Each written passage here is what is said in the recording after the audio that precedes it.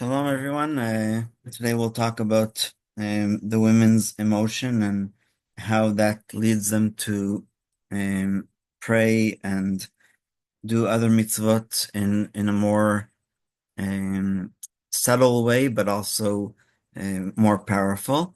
Um, and there's quite a few stories in our history about how women were very much into volunteering their time and money. But just two examples. The first one from Parshat Kitisa, when Aaron tells the people who wanted to make the golden calf, he says, "Parkunis me'azahav asher ba'oznei shechem b'nechem v'notechem." So literally, take off the gold rings that are on the ears of your wives, your sons, and your daughters, and bring it to me. And then Rashi comments that the next pasuk, verse 3, it says, "Veitzparku kol ha'am et nizmeh hazahav asher ba'ozneim," meaning that the wives and daughters did not agree to give their gold rings and piercings for the purpose of making the golden calf.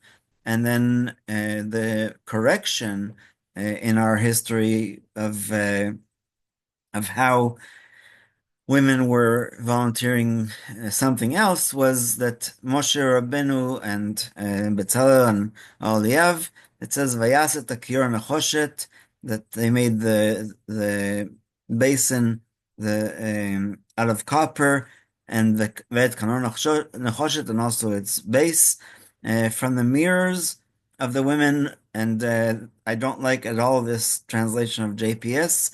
Literally, it means that these women were crowding at the entrance to the where the construction place was of making the oil moed, of making the tabernacle, the Mishkan, and Hashem told Moshe Rabbeinu to take these mirrors, even though he thought that they were um, for vanity and other words that he used about these mirrors. In those days, of course, there wasn't any glass, so the mirrors were made out of polished copper.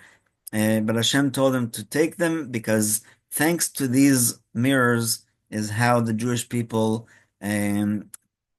procreated in Egypt during the time of the slavery, because the women would make themselves beautiful and entice their husbands to make love to them and have babies. So those are just two examples from our history about how women were very instrumental in doing the what's called Melechet HaKodesh, the holy work. And so let's go into the chapter, the halacha of women. So by contrast, emotion which receives, so the reason why it starts with by contrast is because the previous halacha talks about men, which we're going to discuss tomorrow, which receives and is impressed upon, is able to grasp faith more naturally and spontaneously. Women grow up faster. That's why bat mitzvah is at 12 and bar mitzvah is at 13. They not only grow up physically, but also spiritually. They're ready to be take upon themselves the mitzvot at the age of 12. From this standpoint, women are closer to the divine ideal and are more universal. It is through the manifestation of the divine universal which sustains the world that all of the fundamental parameters that the intellect discerns and delineates is drawn.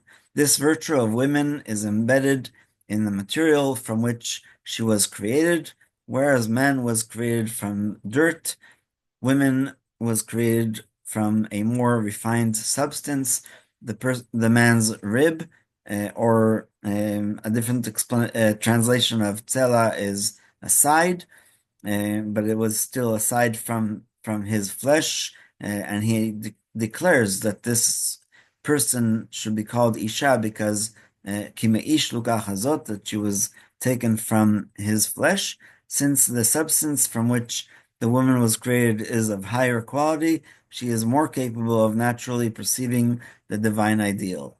Feminine intuition is closer to faith, and therefore, even without the intervention of intellectual Torah analysis and without the mediation of specific time-bound mitzvot, women can connect profoundly to the Torah and its purpose. In contrast, men require the study of Torah and the time-bound mitzvot in order to firmly establish their connection to faith and Torah. So, likewise, we find that in all great events which occurred to the Jewish people, the great virtue of women was manifested, for they preceded men in choosing the path of faith. It seems then that masculine intellectual analysis is sufficient under normal circumstances. However, where additional spirituality and more faith are required, it is specifically the feminine attributes which are necessary. Rabbi Akiva preached in the merit of righteous women, the people of Israel left Egypt. Even when it says that Rashi brings a midrash that only a fifth of them left, I believe that means that only a fifth of the men, but there were lots of women and children that left because they wanted to leave Egypt and they understood the purpose of the Jewish people. At the giving of the Torah on Mount Sinai, the women were addressed first. It says in the Torah, Kotama levet Yaakov v'taged livnei Yisrael. Rashi brings a midrash that says that Emor lebeit Yaakov, Tamar lebeit Yaakov is a softer language, and Beit Yaakov is for the women. And Rabbanit Sarah Schneer, when she established the school for Jewish girls, she called it Beit Yaakov. And Taged, Rashi says, is from the word gidim, which is the ligaments that connect the muscle, and it's a harsher, it's not tasty physically, and so Taged Livnei Israel is a more harsh language. Similarly, we learn how to honor the Torah from women. Men even learn Torah in the merit of women's profound insight, which means that the Talmud says in Brachos that Dayenu shemotziot otanu min hachet, that they allow us to study Torah because they're taking care of the children and of the other house chores. Additionally, women did not participate in the sin of the golden calf, as we started, or the sin of the spies. Concerning the future, the sages say, generations are only redeemed in the merit of its righteous women, and so that is what we are looking forward to, the final redemption. The virtue of woman who finds expression in the holy language of Hebrew. Many universal ideas are expressed in the feminine form. Chadashot, news, niflaot, wonders, and netzurot, secrets, and nisgavot, sublime ideas. All of these are in the Hebrew language already in the Tanakh, and they're all feminine. Also, emunah, which is faith, Torah, mitzvah, tefillah, segula, yahadut, Kehuna and Melucha, royalty, are in the feminine form. As noted, this is because the feminine nature is closer to divinity, and I think that that's a beautiful idea. This same trait that enables women to integrate and accept the divine idea also allows them to accept masculine principles and apply them to life. Men are more able to define the ideas, but women are better able to apply them in their everyday life. The conception of a fetus originates with the man, but it is the woman who actually develops it in her womb, gives birth to it, nurses it, and raises it. Therefore, women constitute the essence of the home, and it is they who merit managing the grand ideal of constructing the family.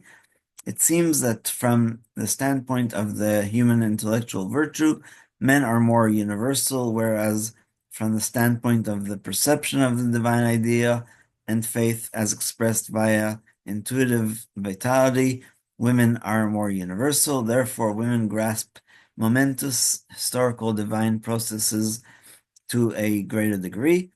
Perhaps, therefore, when discussing the principle of Jewish tradition, it is said in Mishlei, do not forsake the Torah of your mother, for the primary building block of education is the construction of the natural universal connection with God and His Torah, a quality more prominent in women.